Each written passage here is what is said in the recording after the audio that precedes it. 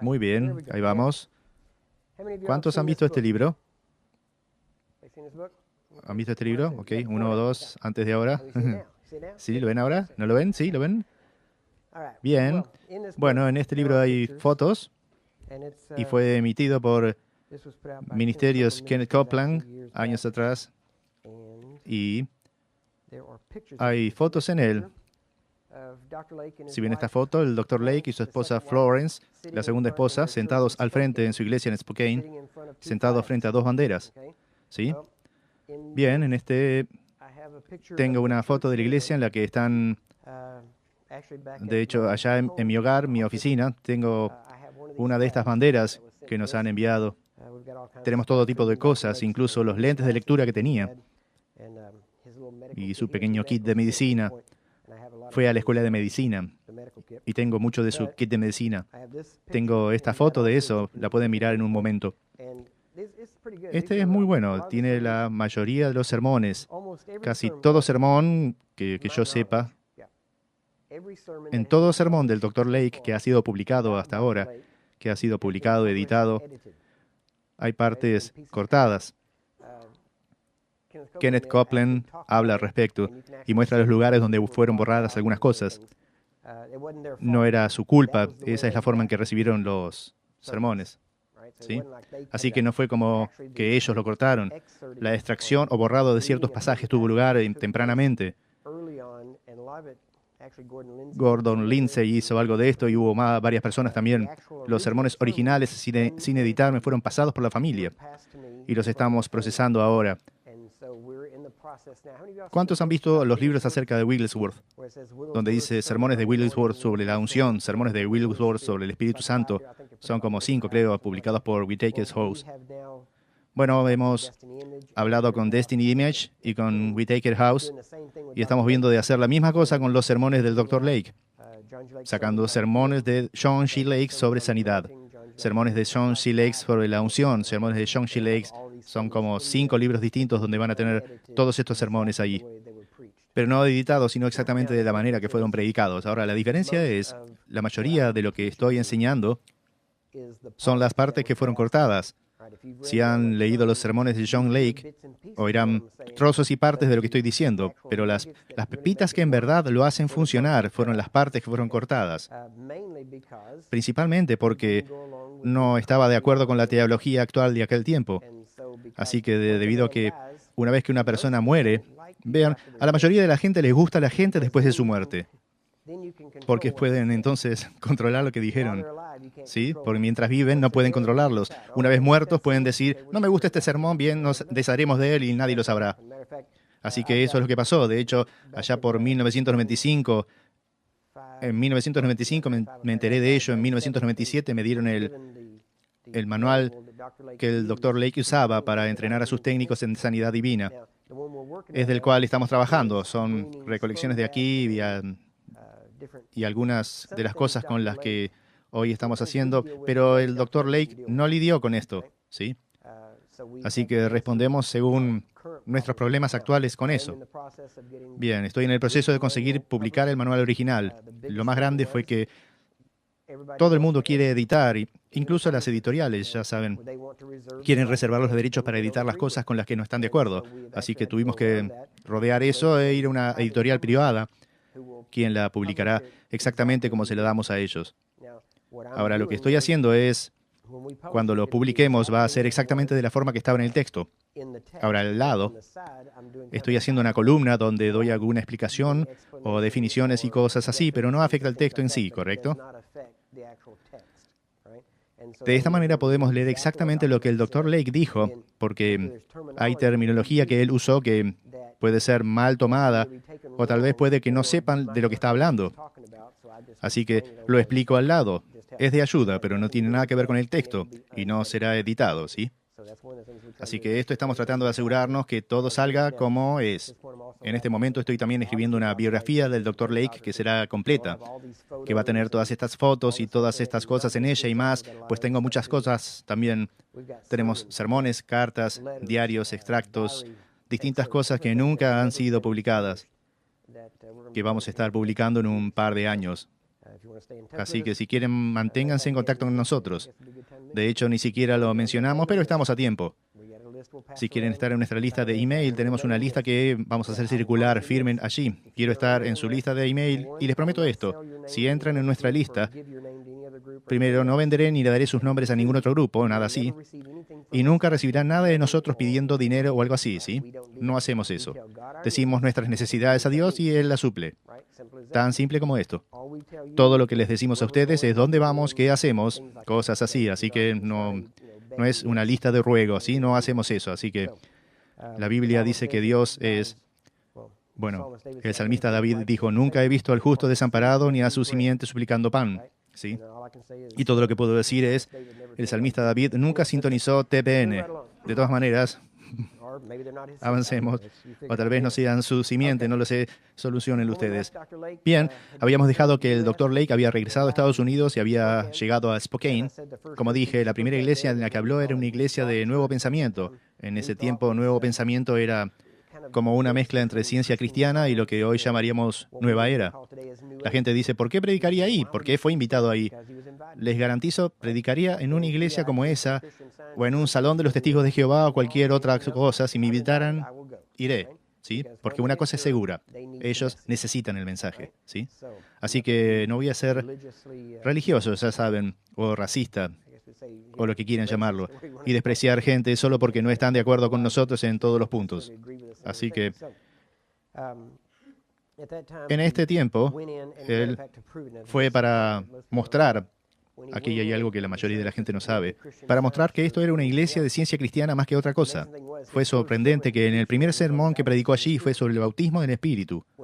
Cuando llamó al altar para quienes quisieran recibir el bautismo, la primera mujer en responder fue una mujer llamada Irene Purple. Ahora, si investigan, me refiero a verdadera investigación, se encontrarán con su nombre porque más adelante, cuando Lake dejó Spokane para ir a Portland, la dejó a cargo de la iglesia que él empezó allí. El Dr. Lake y el movimiento pentecostal temprano, incluso los metodistas, fueron de los primeros en promover mujeres en el ministerio. Así que el Dr. Lake la dejó a cargo cuando partió en 1920. Entonces, él dio el llamado al altar. Ella fue la primera en responder. Cuando estuvo en el frente, dijo, hace 5 años estaba en esta iglesia y estaba orando a Dios.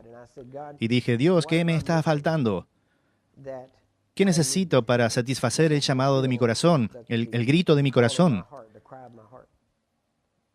Y ella dijo que Dios le habló y dijo, en 5 años, un hombre vendrá de Sudáfrica y él va a bautizar en lo que se llama inmersión trina.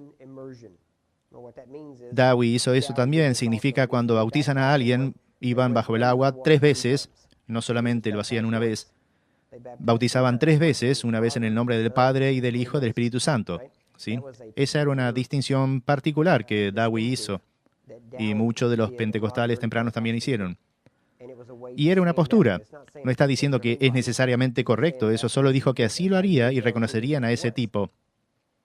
Y él dijo, cuando él venga, él predicará. Lo que él predica es lo que necesitas para contestar el grito de tu corazón. Así que, cuando él llegó ahí, predicó el bautismo en el Espíritu y llamó al altar. Ella fue al frente y dijo, no importa lo que predicaste, lo que sea que predicaste, Dios me dijo que es lo que necesito, así que vengo por ello. Así que fue la primera en recibir el bautismo en el Espíritu en Spokane bajo el Dr. Lake. E inmediatamente el pastor de la iglesia, llamado Albert Grieg, le dijo a Lake, entendemos su mensaje. Enseñe su mensaje. El Dr. Lake dijo, mi Cristo no es su Cristo. Ahora, esto es muy audaz para decirle al pastor de la iglesia. Y el pastor dijo, está bien, haga las cosas con libertad.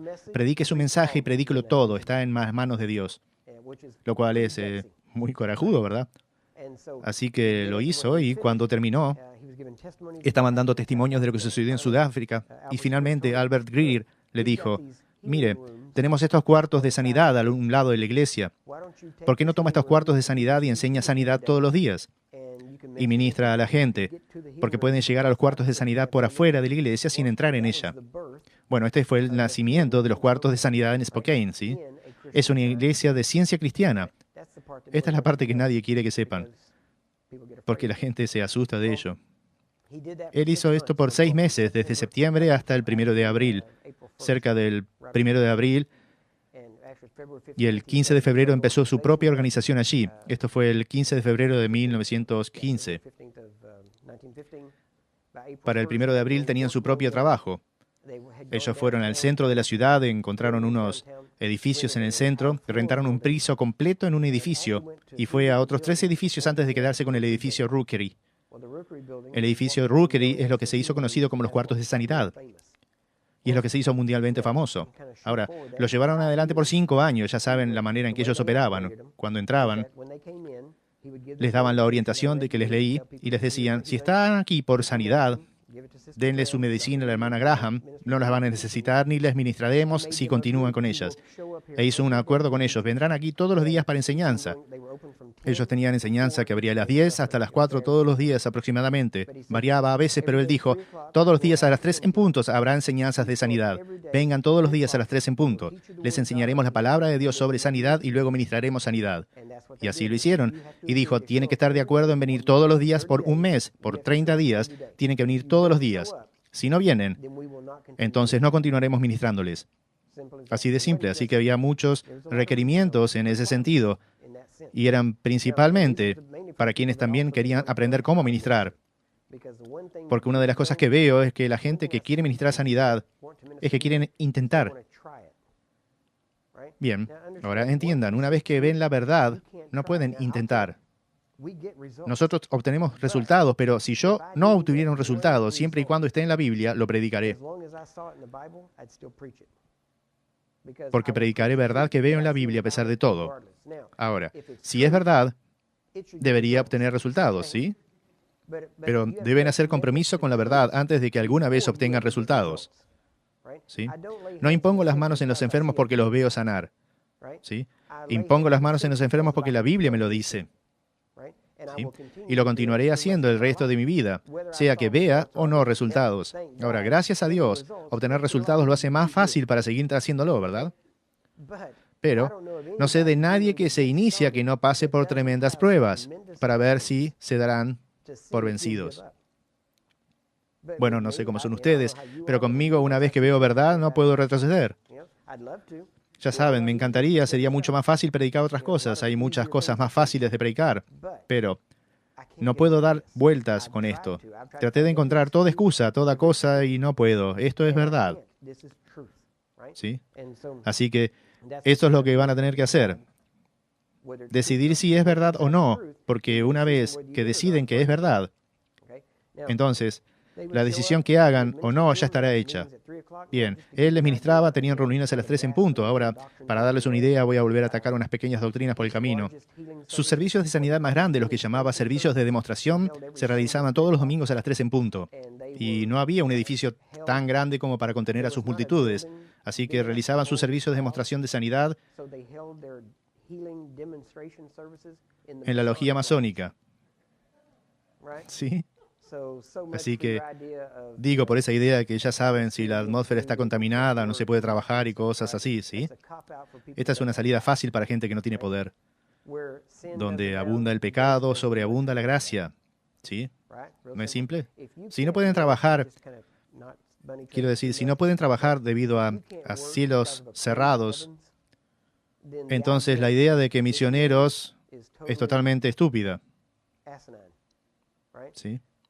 Porque a todo lugar que un misionero vaya, se supone que será un cielo cerrado, de acuerdo al entendimiento común. Pero les tengo noticias, no hay tal cosa como un cielo cerrado para un cristiano, ¿sí? Ahora, un pecador puede estar sentado a tu lado y, sí, el cielo puede no oírle a él. No hace falta profundizar mucho. Pero les diré esto, ustedes pueden estar sentados junto a un pecador y el pecador puede que no obtenga una respuesta a su oración, pero usted puede. Quiero decir que el cielo no está cerrado para ustedes. No hay tal cosa como cielos cerrados para un cristiano. Puede serlo para un pecador, pero si esto es verdad, entonces ustedes deben ser el conducto al cielo.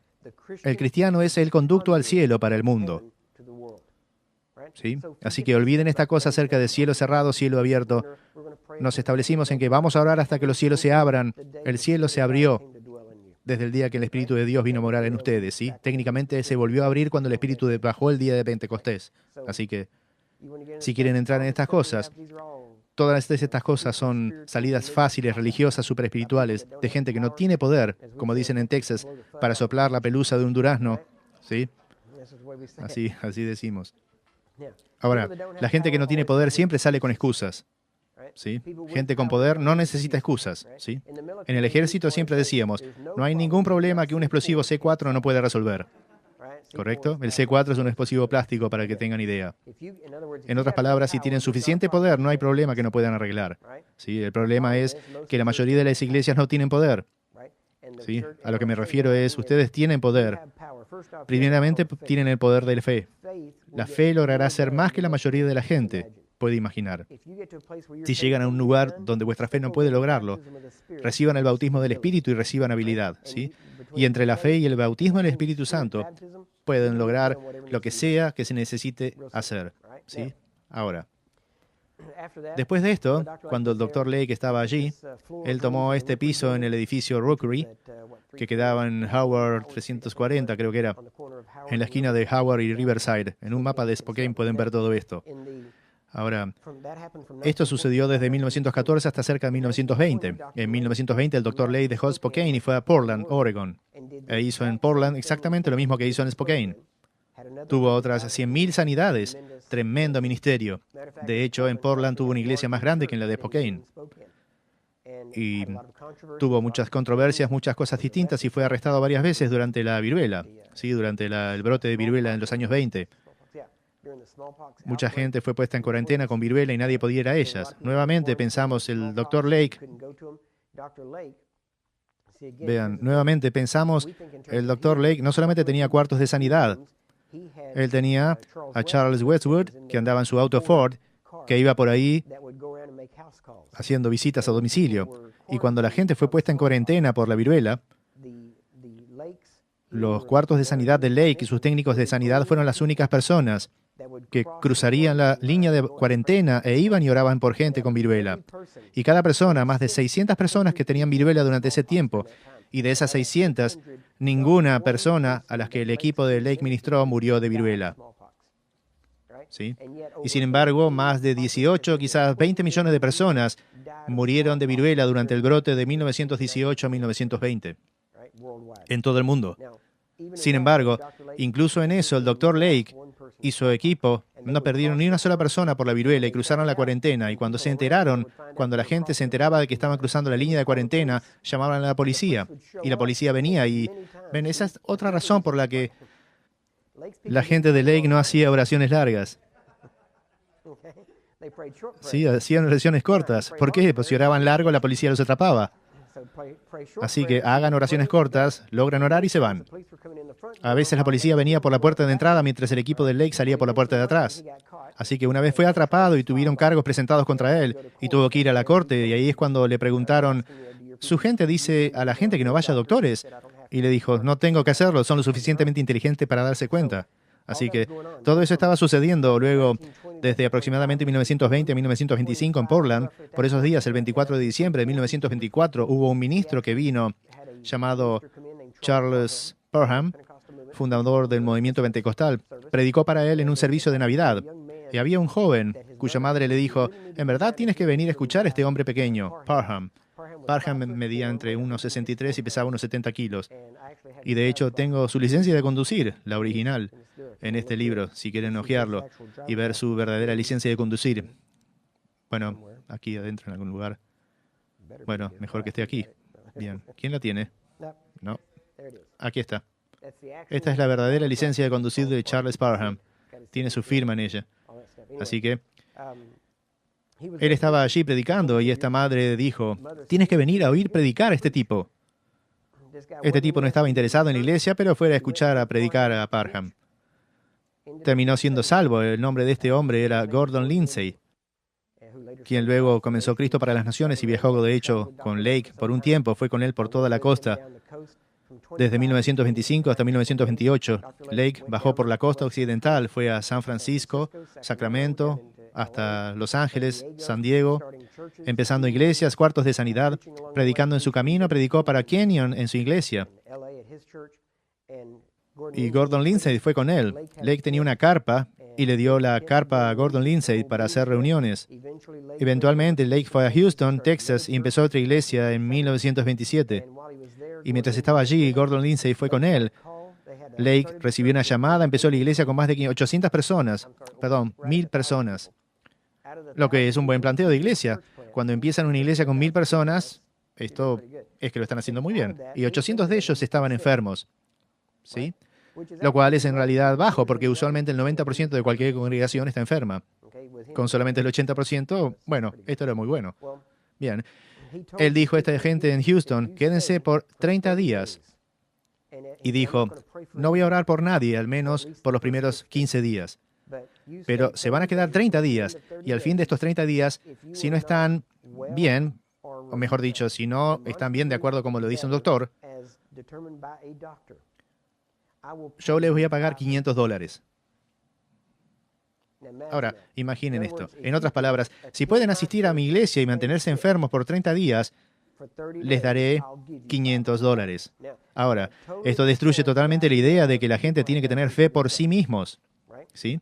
Porque hay quien pueda entrar y decir, no me voy a mejorar porque necesito los $500, ¿sí? Bien. De hecho, lo puso en un periódico y ofreció $500 a cualquiera que pudiera asistir a su iglesia por 30 días y no ser sanado. Ahora, él ofreció esto por más de 3 años y hasta donde sé, no pagó nunca ni una sola vez. Ahora, van a pensar que, bueno, alguien trataría de reclamarlo en algún punto. Bueno, durante estos 30 días, de los cuales 15 de ellos ni siquiera oró por nadie, los primeros 15 días lo único que hizo fue predicar la palabra de Dios. Al final de estos 30 días, más de 777 de los 800 fueron completamente sanados. Las otras 23 personas aproximadamente estaban mucho mejor. Y en un corto periodo de tiempo después de eso, fueron todos sanados. Este era el tipo de ministerio que él tenía. Ahora, tengo que decirles, este TSD que estamos enseñándoles les hará empezar, les dará lo que necesitan saber. No es la conclusión final. Van a obtener lo que necesitan para empezar, van a saber lo suficiente para lograr empezar. Pero una vez que empiecen, aprenderán más al ir y hacer que lo que en realidad aprenderán sentados, ¿sí? Pero tienen que lograr empezar, les daremos lo que necesitan para empezar. Si se mantienen en contacto con nosotros, si tienen preguntas, envíenme email, les daré mi dirección antes de irnos de aquí. Yo les voy a contestar personalmente. Alcanzarme por email es más fácil que alcanzarme por teléfono, para ser honesto, ¿sí? Porque aún recibo los mensajes, pero con email los chequeo cada noche. Los veo, si es sanidad, oraremos por sanidad. Si son preguntas, algunas veces pueden tomarme 1 o 2 días para lograr formar la respuesta correctamente. Voy a leerlo, oraré al respecto, obtendré la respuesta correcta, les enviaré el email, les responderé, ¿sí? Nos mantenemos en contacto con miles de personas alrededor del mundo. Así que si me escriben, responderé. Puede tomarme una semana o más para responderles, ¿correcto? Usualmente recibo entre 300 y 500 emails diarios. Así que voy haciéndolos, tengo que verlos rápido, algunos los envío a otros para que se encarguen. No peticiones de oración y no preguntas, pero discutir por lo que enseño, tengo un problema con este tipo de cosas. Pero si son serios, o sea, entiéndanme, si son serios, voy a trabajar con ustedes. Y no los voy a sacudir, no me voy a olvidar de ustedes, trabajaré con ustedes. Ahora, si no son serios, entonces no puedo ayudarles, ¿sí? Ahora, no depende de mí estar en contacto con ustedes. Depende de ustedes estar en contacto conmigo, ¿sí? ¿Es claro esto? Ustedes me escriben, les voy a contestar. Ahora, no voy a regresar y pedir todas sus direcciones para escribirles, una vez por semana, ¿sí? Si necesitan ayuda, contáctenme. Ahora, puede ser que yo les conteste, pero también puede ser que transmita vuestro email a alguien más. Si es una pregunta o algo, diré, esta persona está en esta área, hable con él. Aquí está el director de esa área, trabajen con él. Así que los contactamos. Recuerden, la primera cosa que estoy tratando de decirles es, yo no soy el tipo, ¿sí?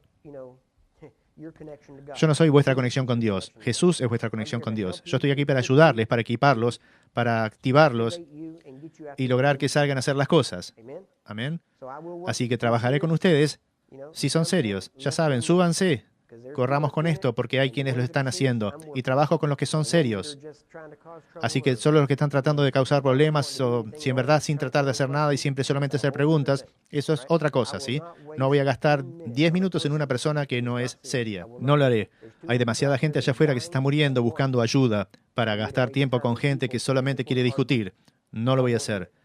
Pero si tienen preguntas legítimas, voy a trabajar con ustedes hasta que logremos llevarlos al lugar donde vuestras preguntas son contestadas. Amén.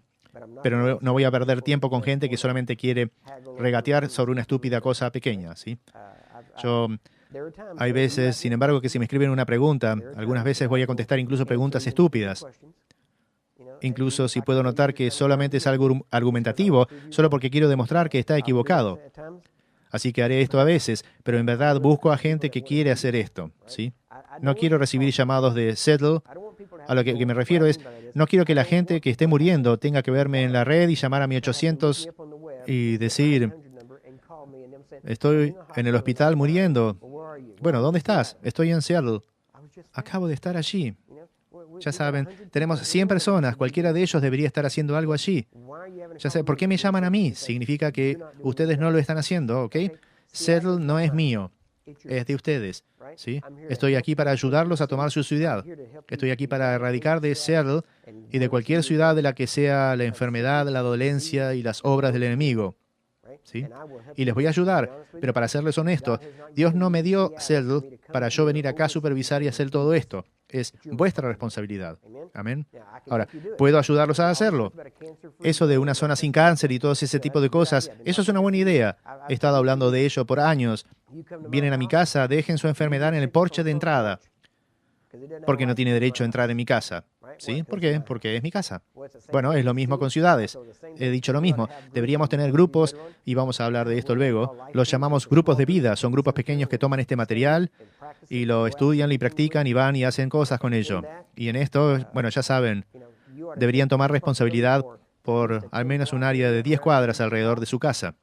Y una vez que sacan la enfermedad de todos allí, empiezan a expandirlo hasta que sacan la enfermedad de toda su ciudad, ¿sí? Esta es la manera que debería ser. Deberían sanar a toda persona en su ciudad. No debería haber enfermedad o dolencia en su ciudad. Amén. Esto es lo que aspiramos. Y si es posible, se nos exige, lo voy a probar en la Escritura, se nos mandó sanar a todos en la ciudad. Tan simple como eso. Ahora, volviendo al Dr. Lake, a partir de ese tiempo, él estuvo en Houston. Cuando llegó a Houston, y ahora ustedes dicen, ¿por qué estamos haciendo esto con la vida del Dr. Lake?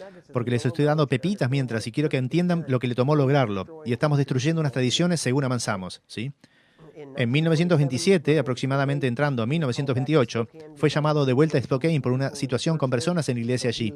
Así que dejó la iglesia en Houston bajo la dirección de Gordon Lindsay, quien se quedó allí por un poco tiempo, y de hecho, mientras Lake estaba allí, llamó a unas personas de Spokane para que le ayuden. Y había una familia llamada los Cheaters que fueron a trabajar con él. Y ya habían sido entrenados por el Dr. Lake y fueron a trabajar allí por un tiempo. Y fue un mal comienzo, eventualmente, porque Lake nunca regresó y vendría a ser como que se extinguió. Y durante este tiempo, el Dr. Lake, por supuesto, regresó a Spokane, terminó quedándose en Spokane. Y en 1931, Wilford Reid vino a Spokane y se introdujo en las enseñanzas de Lake. Empezó a rondar al Dr. Lake bastante. El Dr. Lake falleció el 16 de septiembre de 1935 y en ese momento, Wilford Reid empezó a recoger todo el material. Eventualmente se enamoró de Gertrude, la hija del Dr. Lake. Se casaron y cargaron el ministerio. Cuando digo cargaron el ministerio, no digo que caminaron en lo que Lake en realidad caminó. Su ministerio fue más en las líneas de intercesión. Pero tenían todo el material, todos los nombres, la lista de todos, tenían todas estas cosas. Tenían las profecías del Dr. Lake, lenguas e interpretaciones y todo eso. Bien, ahora voy a tratar de terminar esto rápido porque quiero acabar esto en esta sesión. Cuando regresemos, quiero ser capaz de, en realidad, meterme en algunos detalles. Les comenté acerca de mi hija, nació en 1978 con un tumor hemangioma. Murió el 13 de febrero de 1981. Desde 1981 en adelante yo estaba estudiando sanidad, obviamente, con un vigor renovado, como dirían ustedes, y empecé a seguirlo. Y había escuchado de Wigglesworth, que era un hombre increíble de Dios, un tremendo ministerio. Entrevisté a unas 8 personas que habían viajado con él, que lo conocían. Incluso su nieto, Leslie Wigglesworth, quien está también en el ministerio. Cuando sostengamos nuestra conferencia nacional el próximo año en Denver, estoy tratando de ver si puedo llegar a que Leslie Wigglesworth hable con nosotros. Es uno de nuestros oradores. David Hogan será otro. Estamos tratando de montar todo esto y juntar a estas personas. Bueno, mientras empecé a buscar todo esto, Wigglesworth era asombroso, pero Wigglesworth no se reprodujo a sí mismo.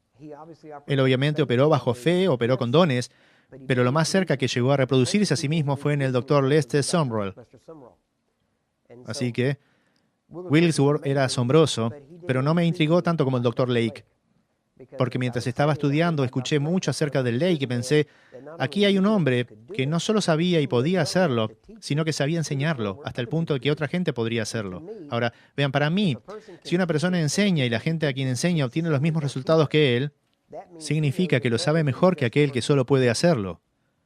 Así que yo quería saber acerca del Lake, así que empecé a buscar y me enteré que Wilford Reddit, el yerno de Lake, estaba vivo. Así que hice unas llamadas, los localicé, estaban en Dallas en ese momento, en Cristo para las Naciones. Empecé tratando de hablar con ellos por un periodo de, bueno, les dije antes, como un periodo de años. Contacté a ambos, Gertrude y Will, y hablé con ambos por teléfono muchas veces. Cada lunes los llamaba por teléfono, les hacía preguntas, me daban las respuestas, pasaba la semana examinando la Biblia. El próximo lunes tenía un nuevo grupo de preguntas, así por 7 años. Pagué unas facturas bien grandes de teléfono, ¿sí? Así que, pero me mantuve en contacto, hice preguntas y luego finalmente, en 1986, Gertrude falleció en noviembre. Y podía escuchar una diferencia en la voz de Will. Incluso cuando hablaba con él de estas cosas, uno puede notar que cuando la gente ha estado junta tanto tiempo,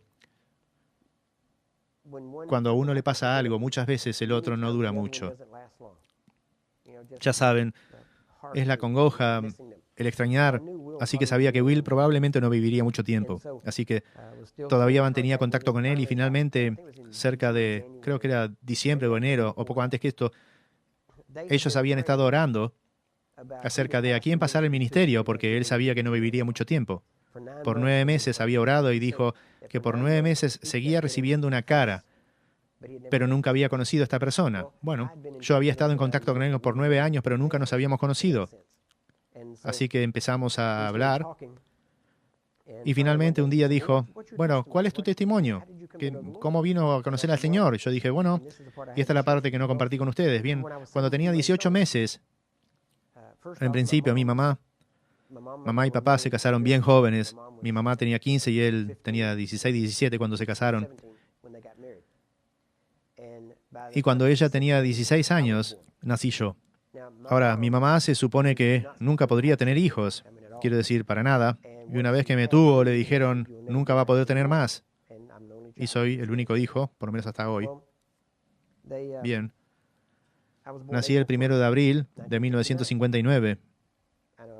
He oído todos los chistes y no concuerdo con ellos. Lo que ustedes no saben es que el Día de los Santos Inocentes, ¿saben de dónde vino? Vino porque los primeros seguidores de Cristo, de hecho, celebraban el nacimiento de Jesús el 1 de abril, y todos los gentiles decían, son tontos. Y de ahí es que en realidad es donde empezó a venir. Si van a... ¿Qué es? Es una Biblia cronológica. No, no esa. Esa es buena. Esa es una Biblia. Bien. Es una Biblia cronológica y de hecho muestra que probablemente Jesús nació un 1 de abril, así que no es de allí ni allá, pero bueno. De ahí es de donde viene. Bueno, cuando yo nací, como dije, era hijo único. Cuando tenía 17 meses estábamos en una reunión familiar. Y en aquella época, en una reunión familiar grande, en un momento mi papá salió para ir a algún lado, a una tienda o algo. Y aparentemente yo estaba a los 17 meses de edad caminando por ahí. No me vio, ¿no? Y yo lo empecé a seguir. Y mientras él retrocedía en la entrada, no me vio y retrocedió sobre mí. Y cuando golpeó con el auto, me tiró hacia adentro del guardabarros y tomó de mi pelo básicamente en la parte de atrás y me tiró hacia adentro del guardabarros lo que causó que todo se rasgue. Así es que mi oreja derecha fue completamente arrancada. Desde aquí hasta allí. La cabellera estaba rasgada todo a lo largo y todo esto me lo había arrancado, como una máscara, hasta que mis ojos... Bueno, cuando mi papá escuchó que me había golpeado y escuchó que había hecho un ruido, detuvo el auto y salió y vio abajo y allí estaba yo tirado debajo del auto. Estaba inmóvil y estaba seguro él que estaba yo muerto. Así que entró corriendo a la casa gritando, «He matado a nuestro bebé». Toda la familia salió, mi abuelo salió, me vio, tuvo una buena presencia de ánimo, pues me levantó, tomó mi oreja, que estaba en el suelo al lado mío, me puso en su camioneta y me llevó a unas 4 cuadras al hospital. Estábamos en un pequeño pueblo del este de Texas. Y cuando llegamos ahí, por supuesto, todo el resto de la familia vino. Y el doctor me vio a mí y dijo a mis padres, «Compren una tumba. Prepárense, él no puede vivir, no hay manera que pueda». Así que mi mamá era la única pentecostal en el grupo, fue a orar y dijo, «Dios, te lo dedico a ti, es tuyo. Si le dejas vivir, voy a criarlo para ti». Después de 1 hora y media, el doctor salió diciéndoles lo que pasaba. Tenía que tomar un descanso. Me estaban cosiendo y dijeron, «Saben, parece que en realidad va a vivir, pero si lo hace, hay tanto daño cerebral que obviamente va a ser un vegetal toda su vida». Y por eso que digo que no me gustan los vegetales. Bien, así que él dijo, «Pero será un vegetal, nunca podrá cuidarse de sí mismo, vestirse solo, alimentarse o hacer nada por su cuenta, van a tener que cuidarlo». El doctor volvió a entrar y mi mamá volvió a orar. Dijo, «Dios, esto no es suficiente, si lo dejas vivir, déjalo ser normal». Bueno, como siempre digo a todos, todavía hay bastante controversia en mi familia si soy normal o no. Sí, pero ellos tal vez no me llamen normal, pero me llaman cuando están enfermos. ¿Sí? Así que el doctor volvió a entrar, mi mamá volvió a orar, el doctor volvió a salir después de 1 hora y media y dijo, fue un total de 6 horas de cirugía, 172 puntadas. Y cuando volvió a salir más tarde, él dijo, «Saben, no encontramos señales de daño cerebral, no significa que no lo haya, pero no podemos encontrar ninguna, pero incluso si no lo hay, nunca tendrá nada de audición en su oído derecho y nunca tendrá nada de pelo, porque hay demasiado daño y todo está arrancado». Él volvió a entrar, mi mamá volvió a orar, dijo, «Dios, arréglalo». Bueno, tengo audición perfecta en mi oído derecho, tenía un montón de pelo y esto es lo más corto, salvo cuando estuve en el ejército. Fue la única vez que lo tuve más corto. Y la mayoría de la gente siempre me preguntan al respecto y pueden ver la cicatriz donde cosieron mi oreja. Y si ven de este lado, hay de hecho casi como un pequeño lugar calvo ahí que se siente como plástico. Quiero decir, no lo es, pero se siente como plástico. Y pueden ver la cicatriz cada vez que voy a cortarme el pelo. Trato de usar un peluquero diferente, porque así logro dar mi testimonio de nuevo. Así que en vez de oírles a ellos hablar acerca de su día, yo logro por unos 30, 45 minutos dar mi testimonio, así que tengo una cicatriz que va por todo alrededor. Y si en realidad ven mi cuero cabelludo, quiero decir, no es redondo, o sea, no es liso, ¿sí? Hay un descenso por aquí y de este lado sobresale y hay bordes, es como un mapa topográfico, ¿sí? Así que por años, créanme, he oído este chiste una y otra vez. Cuando fui atropellado sobre un camino de grava blanca, ya saben, la entrada, pequeños trozos de grava y ese tipo de cosas. Y la razón por la que él no tendría pelo es porque el doctor había raspado el cuero cabelludo y no estaba seguro de que el cuero cabelludo se iba a volver a adherir al cráneo. Pero tuvo que raspar todo porque había caracoles y piedras entre el cuero cabelludo y el cráneo. Y tuvo que tratar de sacar todo eso. Bueno, no sacó todo. Había trozos y partes y honestamente por años, incluso cuando tenía unos 24 años, sentía algo, ya saben, algo que molestaba. Y sigue jugando, no importa. Y mis padres siempre decían, no lo toques. Bueno, lo hice y especialmente en el lóbulo de mi oreja. Yo de hecho podía sentir cosas moviéndose hasta que llegó al lóbulo de la oreja y otros lugares de la piel. Y yo continué jugando con eso hasta que finalmente salían por la piel y eran rocas. Así que hasta los 24 tenía rocas en mi cabeza. Así que, pero teníamos todo esto sucediendo por años, ya saben. Así que cuando yo le dije todo esto a Will, él dijo, bien, ya saben, ustedes dan vuestro testimonio, la gente suele decir, qué bueno, Dios ha sido bueno con usted, sin duda. Pero él dijo algo muy extraño. Él dijo, ¿qué día sucedió esto? Y yo pensé, no sé, era muy pequeño para recordar, no sé cuándo fue. Y dije, nunca me ha preguntado qué día sucedió esto. Él dijo, bueno, averígualo. Dije, bien, preguntaría a mi madre, así que la llamé y le dije, ¿cuándo fui atropellado por el auto? Es asombroso las madres, ¿saben? Se acuerdan cosas así, detalles, ya saben. Mi mamá aún tiene la venda con que envolvieron mi cabeza. La tiene, la sangre todavía está en esa venda. La pequeña camiseta, ya conocen a las mamás, guardan todo. Ya saben, un mechón de pelo, todas esas cosas. Así que le dije que algún día ella podría conseguir algo de dinero vendiéndolo en Mercado Libre, no sé. Así que si quieren atar la unción con ello, estoy seguro que se irá. Así que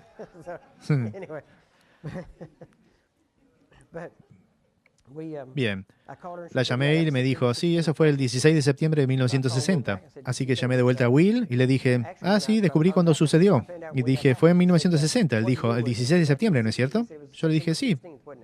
¿Cómo supiste? Bueno, él dijo, tengo algo que te voy a leer. Y tomó una profecía que el Dr. Lake le dio el 24 de mayo de 1934. Y en esa profecía, el Dr. Lake decía esto: la persona que recogerá el ministerio y lo continuará, y hay varios detalles en ella que dejaré fuera ahora, no importan, pero creo que están todos en nuestro sitio web. Pero decía, el Dr. Lake dijo que la persona que recogerá este ministerio y lo seguirá llevando, nacerá el año en que el país parará de crecer. Bien, el último estado que se añadió a Estados Unidos fue en 1959. No hubo más estados añadidos. Ahora hemos tenido pequeños territorios, pero no estados. Así que esto coincidió. Y luego él dijo, Satanás tratará de tomar la vida de esta persona exactamente 25 años del día de mi muerte. De la muerte del Dr. Lake. Bien, el Dr. Lake murió el 16 de septiembre de 1935. Si avanzan 25 años, esto es el 16 de septiembre de 1960. Este fue el día que fui atropellado por el auto, que el enemigo trató de matarme. Así que cuando todo se juntó, Will dijo, sí, esto es lo que pensé. Y dijo, por 9 meses hemos estado orando sobre a quién transferir este ministerio. Y él dijo, una cara seguía apareciendo, pero sabía que no conocía a esta persona. Y me dijo, descríbete a ti mismo. Lo hicimos. Y bueno, estoy dando detalles que no di a conocer antes. Hay mucho más en la profecía, incluso era como de unas 5 o 6 páginas de largo. Hemos dado detalles y partes. La mayoría de eso, todo habla de todas estas cosas. Y dicen que seremos llamados restauradores de los caminos donde morar, reparadores de la brecha, y esto es más o menos lo que está sucediendo. Pero no es algo que tratamos de hacer, ya lo estábamos haciendo, y Dios estaba haciendo. Así que no es que tratamos de cumplirla, Dios ya la estaba haciendo. Así que inmediatamente después de esto, Will empezó a mandarme fotos y diarios y, quiero decir, cartas y cosas que el Dr. Lake había escrito, muchas cosas que nunca se habían publicado, lenguas e interpretaciones. No sé si los tenemos ahí en la mesa. Tenemos un libro llamado, o un manual que sacamos llamado Legado de John G. Lake. Sí. Tiene sus lenguas, interpretaciones, profecías, cartas, todo esto. No todas. Sí, ahí lo tenemos. Bien. Lo tenemos. Él me envió todas estas cosas y me envió listas de nombres. Más de 100 personas que habían trabajado con el Dr. Lake. De hecho, unas 160 creo que eran. Cuando empecé a entrevistar a estas personas, muchas ya estaban muertas. Pero los que estaban vivos los entrevistamos y preguntaba a todos las mismas preguntas. Porque si preguntan a todos los que conocieron a alguien las mismas cosas, habrán respuestas que siempre serán las mismas y pueden apostar que eso es la verdad entonces. Otras cosas podrían ser solamente la manera en que la gente las recuerde y cosas así. Durante un periodo de tiempo, en 1995, me mudé a Houston, Texas, para ir a predicar a Pauline Parham, que era la nuera de Charles Parham. Mientras estuve ahí, dije, ¿saben? Hay unas personas en mi lista que trabajaron con el Dr. Lake en Houston. Vayamos a Houston y echemos un vistazo. Así que mi hijo y yo fuimos ahí y mucha de la gente que encontramos estaba en el cementerio, porque estaban ya muertas, pero encontré una mujer que tenía 92 en ese momento, en un asilo de ancianos, y ella era de la gente que el Dr. Lake había llamado de Spokane para que lo ayuden en Houston, técnicos en sanidad divina, el señor y la señora Jeter. Tenían un hijo, creo que su nombre era Frank, y Frank se casó con esta mujer, Así que para cuando yo llegué a donde estaba ella tenía 92 años y había conocido al Dr. Lake, había conocido a los Shutters, había ido ella misma al entrenamiento de técnicos de sanidad divina. Así que empecé a hacerle todas estas preguntas y finalmente ella solo, bueno, yo estaba muy fatigado y ella se molestó. Y ella finalmente dijo, bueno, si tuviera un manual, todas sus preguntas serían respondidas. Yo ni siquiera había escuchado un manual. Y pensé, eso sería genial, pero ¿dónde encontraré uno de estos? Y ella me dijo, yo tengo uno. Ya saben, ¿y lo tiene? Ya saben, ¿puedo verlo? Ella dijo, puede verlo, pero no puede tenerlo hasta que yo esté muerta. Ella sabía de mi relación con Will y conocía a Will. Y dijo, pero no puede tenerlo hasta que yo esté muerta. Yo dije, bien, tuve oportunidad de verlo, tomé unas notas, pero no pude llevarlo y copiarlo o nada por el estilo. Así que volví a casa y les confieso a todos que me tomó 2 años orar para que muera. Les seré honesto, ya saben, Señor, es muy vieja. Señor, tú solo nos prometiste 70 o en los más robustos 80 años. Ella tiene 92. Así que la gente dice, no puedo creer que hizo esto usted. Lo hice. Bueno, ha vivido una larga y buena vida. Y dicen, no puedo creer que esté diciendo esto. Estoy siendo honesto. Yo sé que ustedes no harían nada por el estilo, pero yo tenía que tener respuestas. Bueno, tomó como 2 años finalmente y ella falleció. Y había dejado escrito que yo recibiría ese manual, así que el manual no significa nada para su familia. Así que ellos me lo enviaron a inicios de 1997. Obtuve el manual aquel día. Recuerden que había estado estudiando todos los demás. Me había sentado en sus conferencias, compré sus cassettes, compré sus libros, estudié, quiero decir, podía predicar sus sermones. Ya saben, también como ellos podrían, me refiero, sabía los detalles, todo acerca de ellos. Así que cuando obtuve este manual, me senté y empecé a examinarlo. Y me refiero, el primer día estaba como, esto destruye todo lo que he creído, todo. Todo lo que me habían enseñado acerca de sanidad, habían declaraciones que el Dr. Lake hizo que completamente destruía todo eso. ¿Sí? No era cuestión de, puede hacerse de esto de alguna otra manera. No, no, esto destruía todo. Así que estuve como, ya saben, estaba en un estado de confusión al punto que estaba como, ¿qué estoy haciendo aquí? Acá está lo que se está enseñando y acá está lo que él dijo. Aquí están los resultados que él obtuvo y los resultados que el resto obtiene. Yo quiero ir con lo puro, con la persona que tuvo resultados. Y si hago esto, iré en contra de todo lo que se enseña sobre sanidad. Así que pensé, bueno, lo mejor que puedo hacer es intentarlo, asegurarme que funciona. Así que la primera cosa que hice fue solo cambiar la forma en que oraba. Y me refiero, en la primera semana, nuestro índice de éxito fue de un 15 a un 20%, aproximadamente creo, sí, 20-25. Tuvimos variaciones, pero subió a más de 50%. Así que supe inmediatamente que había algo verdadero al respecto. Y mientras empecé haciendo estos ajustes, continué adelantando. Por los primeros 9 meses en nuestro hogar, toda persona que vino a nuestro hogar fue sanada. Toda. Durante 9 meses. Todo el mundo, no importó lo que tenían. Esa es la clave. No importó lo que tenían. No importó quiénes eran, cómo vinieron. Algunos nos tomó 2-3 semanas de orar antes de que fueran sanados, pero todos fueron sanados. Bueno, durante un periodo de tiempo, luego, unas personas, un amigo nuestro que conocí e interesado en sanidad estaba, él dijo, ¿necesitas un sitio web? Porque yo no había hecho publicidad, pues dije a Dios, Dios, si no puedo caminar en el mismo poder que el Dr. Lake hizo, entonces esta cosa se va a morir porque no puedo empezar una organización, ya saben, memorial para un hombre. No voy a ir por ahí hablando del Dr. Lake, eso no es lo que me apasiona. Quiero realidad. Yo estaba entonces buscando respuestas. Ya saben, la habilidad de poder acabar el trabajo. Así que se lo dije. Yo dije, o bien camino en esto, o esto se muere, y esta cosa muere como está. Bien, este amigo de nosotros dijo, necesitan un sitio web para poner estas cosas ahí afuera. Así que yo dije, bien, hazlo. Yo no sabía nada de eso, y él puso un sitio web en las 24 horas siguientes. Recibimos una llamada de Asheville, Carolina del Norte.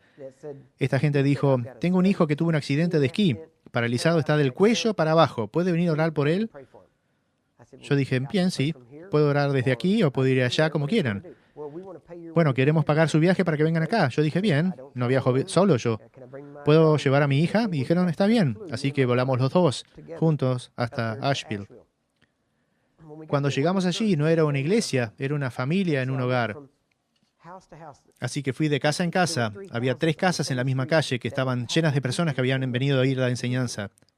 No pudimos ubicar a todos en una casa, así que a la mañana enseñé en una casa. Luego caminaba por la calle desde mediodía hasta casi las 4 o 5 de la tarde, enseñaba en otra casa. Y luego comía un bocado, luego caminaba a la otra casa y enseñaba desde las 6 hasta casi las 10. Hicimos esto por casi una semana, yendo solamente por las casas.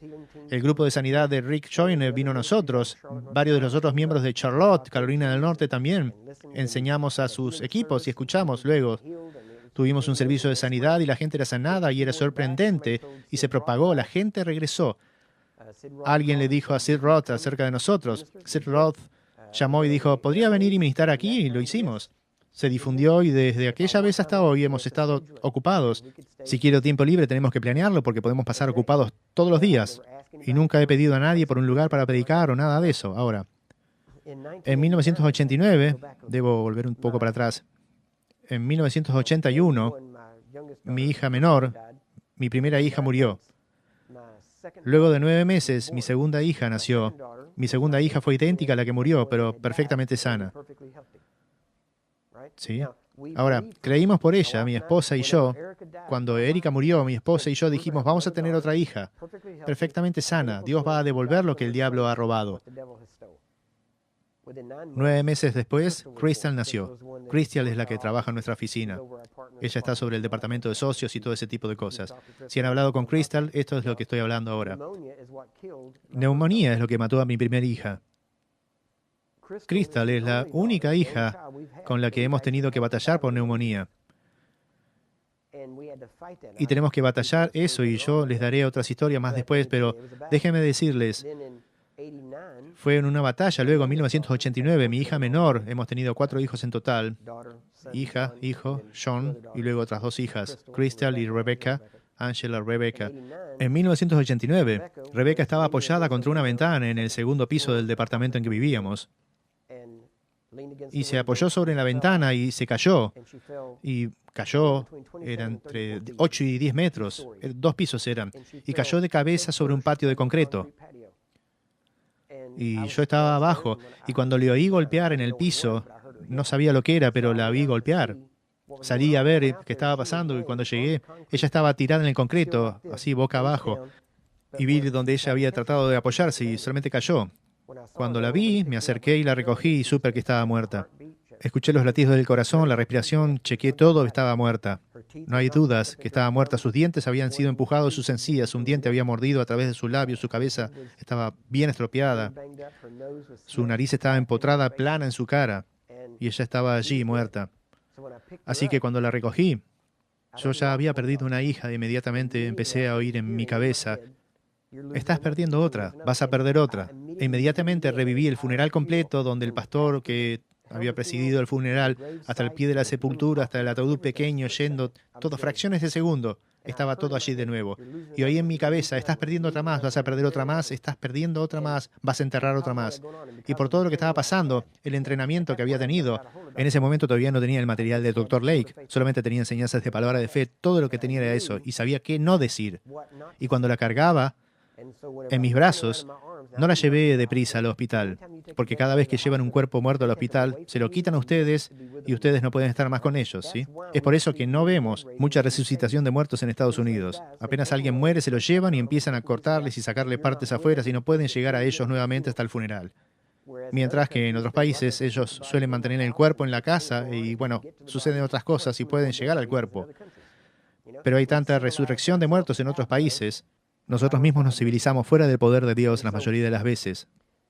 Así que caminé con ella por ahí, ni siquiera entré en la casa, la sostuve en mis brazos, caminé por ahí por unos 25 minutos y seguía escuchando esa voz, estás perdiendo otra más. Así que empecé a hablar más alto que la voz. En el nombre de Jesús vivirás y no morirás. En el nombre de Jesús vivirás y no morirás. Pero ya estaba muerta. ¿Qué estaba haciendo? Llamando las cosas que no son como si fuesen. Continué hablando más fuerte, la voz se hizo más fuerte en mi cabeza. Tuve que levantar más mi voz y muy pronto estaba caminando por el patio gritando a todo pulmón, en el nombre de Jesús vivirás y no morirás. Después de 25 minutos no había cambios, aún estaba muerta. Finalmente entré en la casa, la senté en contra de la pared en el piso, estaba sentada ahí, su cabeza estaba hacia abajo, sus brazos a su lado, y ella estaba ahí, aún muerta. La sangre estaba chorreando de su boca, pero no estaba bombeando hacia afuera. Así que me puse delante de ella, empecé a apuntar mi dedo a ella y gritar, en el nombre de Jesús vivirás y no morirás, en el nombre de Jesús vivirás y no morirás. Esa es la única cosa que siempre dije. Entonces el resto de mi familia bajó corriendo, había pánico, Había alboroto, todo estaba sucediendo, tenía que calmar a todos. Me volví a Becky y le dije, en el nombre de Jesús vivirás y no morirás. Bueno, después de unos 20 minutos, unos 45 en total, Becky estaba sentada ahí. Y fue como que le dieron un puñetazo en el estómago, porque ella se sacudió. ¿Saben cómo hacen los desfibriladores? Porque ella estaba ahí, se estaba sentada y solamente se sacudió y arrojó sangre por todo mi cuerpo porque estaba justo frente a ella y abrió sus ojos y podía verla. Bueno, estábamos ahí y la vimos volver. Fue como que alguien estaba volviendo a entrar porque podían verla empezar a enfocarse. Las primeras de todas las palabras de su boca fueron, papi, tengo hambre. No lo pensamos entonces, pero si volvemos a la Biblia, cada vez que Jesús resucitó a alguien de los muertos, solía decir algo acerca de darles de comer. Bueno, no sabía en ese momento, pero cuando ponen algo en la boca de alguien, inmediatamente empieza todo el sistema digestivo. Por el tema de la saliva, se activa todo lo demás. Bien, si alguna vez fueron a un hospital y vieron personas cerca de la muerte, es como que vienen y van, ya saben, como que desaparecen y vuelven a entrar. Es porque el cuerpo sin el espíritu está muerto.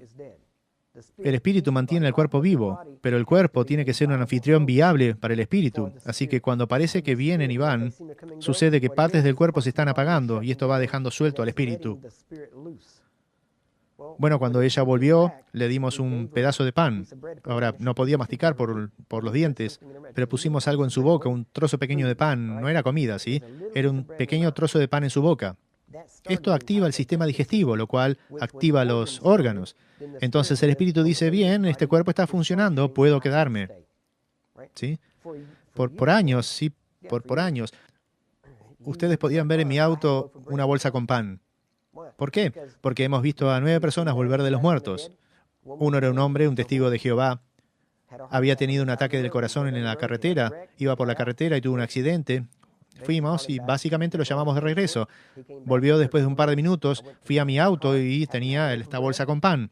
¿Por qué? Para dar a cualquier persona muerta que yo resucitara. Esto es lo que llevaba, ¿sí?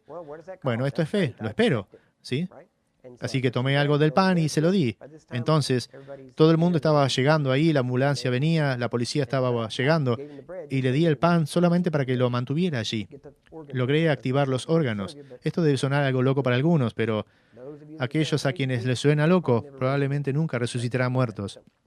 Tan simple como esto. Así que seguimos. Ella regresó, fuimos al hospital. Después que ella regresó, la llevamos al hospital.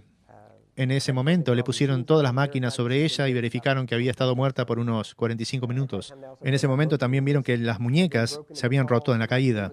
Su rodilla derecha estaba aplastada y todo eso estaba todavía roto. La gente dice, ¿por qué Dios no sanó eso? No lo pedí. Solo dije, vivirás y no morirás. No dije, volverás perfectamente sana. ¿Ven? Uno aprende, ¿sí? Reciben lo que piden, no tienen porque no piden, ¿sí? Así que ahora ya saben. A lo largo de los años, ella ha sido una de las que ha estado más orientada a misiones. Ella ha viajado conmigo más que ninguna otra persona. Ella conoce este mensaje probablemente más que nadie más, para serles honesto, porque manejando por la carretera miles de kilómetros hemos discutido estas cosas, conversando sobre ellas. Por eso digo, cualquiera de mis hijos, yo pondría a cualquiera de mis hijos en contra de cualquier teólogo, porque mis hijos no solamente tienen las escrituras, tienen experiencias entremezcladas, lo cual siempre vence a los teólogos, ¿sí? ¿Recuerdan? La primera parte de los teólogos es la primera parte de la teoría, ¿sí? Porque ahí es donde viven los teólogos. Bien, así fue como obtuvimos el ministerio y cómo fue pasado a nosotros y cómo lo recogimos. Y cómo obtuvimos el manual y empezamos a enseñar esto. Y obtuvimos los resultados, así es como todo esto se transmite. Así que es por eso que estamos haciendo esto ahora, muy rápido, antes del descanso. Los cuartos de sanidad. Quiero volver a eso porque ha habido tanta controversia sobre los cuartos de sanidad.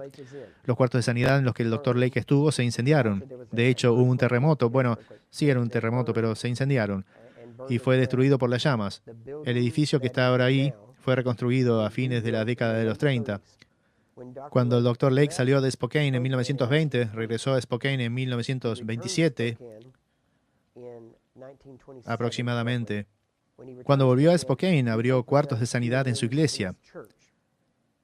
Así que los cuartos de sanidad en el edificio Rookery, los cuales han sido más publicitados, los que están allí ahora, el Dr. Lake nunca puso un pie en ellos, ¿sí? El edificio es distinto, el piso es distinto. Cuando fue reconstruido, la entrada era una calle diferente. La manera en que fue montado era diferente. No hay nada, no ha habido nada en ese edificio que el Dr. Lake haya visto, tocado o caminado. Ninguno, nada de esto, ¿sí? Así que nada de esto había ahí. Así que todas las cosas que han oído acerca de los cuartos de sanidad siendo originales, todo este tipo de cosas, nada de esto es verdad, ¿sí? Ahora, fuimos ahí en el 2000, fuimos a ver a Carl Pierce y hablé con él, y estaban publicitando esto como el edificio original. Y dije, este no es el edificio original. Ya había hecho alguna investigación y dije, este no es el edificio original. El edificio original fue quemado, derrumbado y reconstruido. Y él dijo que no sabía eso. Y yo dije, aquí están, los papeles lo demuestran. Y en ese momento una chica salió de un cuarto y nos dijo, así que estos son los cuartos de sanidad en realidad. Y él dijo, mire, ahí está la dirección. Aquí está nuestra dirección. Así que él le hizo creer a esas cosas. Esta es una de las razones por las que no trabajamos con ellos, porque para mí esto es falta de integridad, tan simple como esto. ¿Sí? Ahora, esto pone a la gente incómoda cuando habla de esta manera, pero en algún momento, la verdad es la verdad. Ya saben, si no les gusta que la gente hable que lo que hacen está mal, no hagan cosas malas. ¿Correcto? Así que, bueno, esto comenzó a circular y después ellos dijeron, bueno, enviamos a alguien a corroborar y ahora no los llamamos más originales, pero aún está ahí afuera. De hecho, mucha gente del Ministerio de Cuartos de Sanidad todavía dice a la gente que son ministerios John G. Lake, y esto no es verdad. Y a estas alturas lo saben, así que si escuchan esto, o bien están siendo engañados o lo saben y mienten. Ahora, personalmente creo que la mayoría de la gente que trabaja allí son buenas personas tratando de ayudar a la gente y creo que solamente están siendo engañadas. Pero sin embargo, la verdad es que los únicos cuartos que el Dr. Lake usó alguna vez, que aún existen, están en una iglesia en Spokane, entre Lincoln y Sharp, que de hecho, bueno, tengo una foto de ellos aquí, del cuarto donde está sentado en este libro con su esposa enfrente de las banderas. Ese edificio todavía está ahí, y este cuarto aún está ahí, de hecho.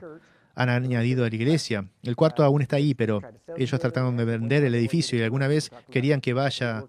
De hecho, estuvimos trabajando con ellos ahí, pero Dios en verdad nos ha enfatizado a nosotros a entrenar el cuerpo y no a enfatizar edificios y cuartos y lugares. Esto tiene que ir a las calles. Amén. Esto no es acerca de un hombre, no es acerca de una unción. Es acerca de Jesús y lo que Él proveyó. Amén. Así que no debería haber ninguna duda acerca de esto. Todo lo que les pido es que si oyen a la gente pretendiendo ser ministerios John G. Lake, si no quieren confrontarlos y preguntarles si están asociados con nosotros, entonces solamente envíenme la información, porque estamos tratando de asegurarnos que el mensaje se mantenga puro. Porque si van a los cuartos de sanidad, ministerios cuartos de sanidad, se les enseñará teosofía, se les enseñará sanidad interior, serán enseñados en toda cosa que está dando vueltas hoy en día en el mundo, en la iglesia, sobre sanidad. Cosas que generalmente no obtienen resultados, ¿sí? Y para serlos honestos, muchas de estas cosas ahora se están moviendo demasiado hacia nueva era, ¿sí?